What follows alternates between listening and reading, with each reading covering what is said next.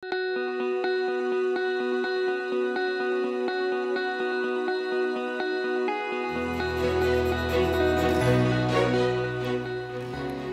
po kayo? Bago po ang lahat, first things first.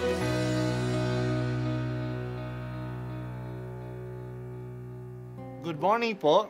Sinisimulan po natin ngayon ang first things first.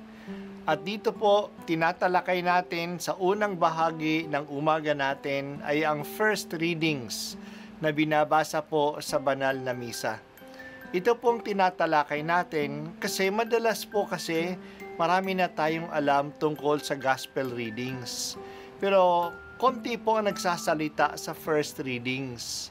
Pero ang first readings, bahagi din po yan ng Biblia, ng banal na kasulatan. Kaya susubaybayan po natin ang mga first readings. Basahin po natin at minsan kailangan ng basahin ng 2 o 3 beses bago maintindihan kasi hindi po tayo familiar sa mga istorya at sa mga kaisipan na tinatalakay dito.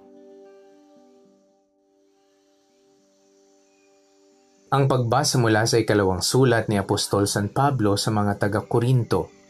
Mga kapatid, yamang marami ang nagmamapuri tungkol sa mga bagay na makalupa. Ako man ay magmamapuri. Kung may nakapagmamapuri, ako'y makapagmamapuri din. Ako'y nagsasalita tulad ng isang mangmang. Sila ba'y Hebreo? Ako man. Mga Israelita ba sila? Ako rin. Lipi ba sila ni Abraham? Ako'y gayon din. Sila ba'y mga lingkod ni Kristo? Nagsasalita akong waring isang baliw, ngunit ako'y mas mabuting lingkod ni Kristo kaysa kanila.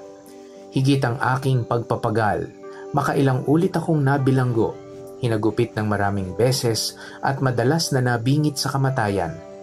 Makalima akong tumanggap ng 39 na palo mula sa mga Hudyo.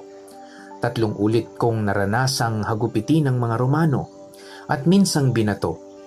Maikatlo kong naranasang mawasak ang barkong sinasakyan at minsay maghapot magdamag akong lulutang-lutang sa dagat. Sa malimit kong paglalakbay, nasuong ako sa iba't ibang panganib, sa mga ilog, sa mga tulisan, sa mga kapwa ko Hudyo at sa mga Hentil. Mga panganib sa lungsod, sa ilang, sa dagat, sa mga mapagkunwaring kapatid. Naranasan ko rin ang labis na hirap at pagod, malimit na pagpupuyat, matinding gutom at uhaw. Natikman ko ang maginaw, ngunit wala man lang mabalabal.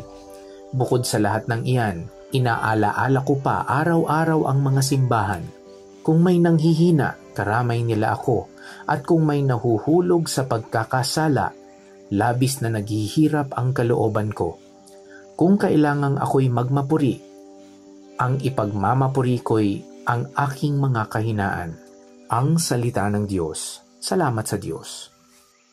Nagmayabang na si Pablo upang ipagtanggol ang kanyang katayuan bilang apostol na kini-question ng mga kaaway.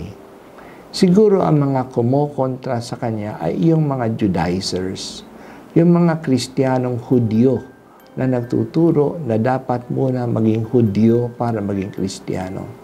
Kaya pinatunayan ni Pablo kung pinagmamalaki nila ang kanilang pagiging Hudyo, mas maipagmamalaki din niya ito. Siya ay Hudyo rin, galing kay Abraham at galing sa lipi ni Benjamin. Kung sila ay mga lingkod ni Kristo, pinatunayan din ni Pablo ang pagiging lingkod niya at ginawa niya ito sa pagbibigay ng mga kahirapan na dinanas niya sa kanyang paglilingkod kay Kristo. Ilang beses siya binilanggo. Ilang beses hinagupit, binato, binugbog. 3 beses nalunod ang barko na sinasakyan niya. Isang araw at isang gabi, palutang-lutang siya sa dagat. Palagi siyang nasa panganib sa kanyang paglalakbay. Panganib sa klima, panganib sa tulisan, sa kapwa Hudyo, sa mga Hentil. Ilang beses wala siyang makain, hindi makatulog, nilalamig. Palagi siyang nag-aalala sa kalagayan ng kanyang mga kapwa Kristiyano. Para kay Pablo, ang tunay na patunay ng paglilingkod sa Diyos ay ang mga kahirapan na handa nating dalhin at harapin alang-alang sa Diyos. Kaya ang kahirapan sa paglilingkod ay hindi tanda na kinalimutan tayo ng Diyos. Ito'y madalas na nasasabi natin kung may tinitiis tayo dahil sa ating paglilingkod. Para bang hindi napapansin ng Diyos ang ginagawa natin sa Kanya.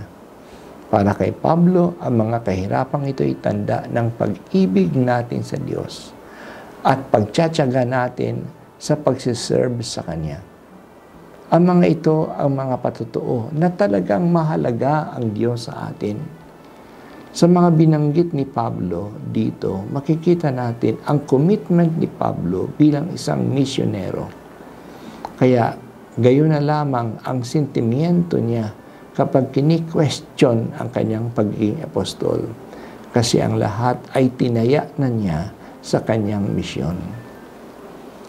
Maraming salamat o Diyos sa anumang kahirapan na aking nadarama dahil sa paglilingkod ko sa iyo at dahil sa aking pananampalataya. Tulungan mo na maging matatag ako.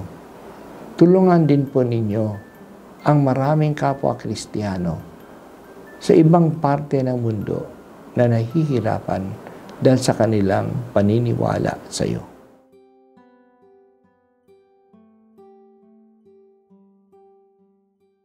At ako po ay si Bishop Broderick Pabilio dito sa First Things First.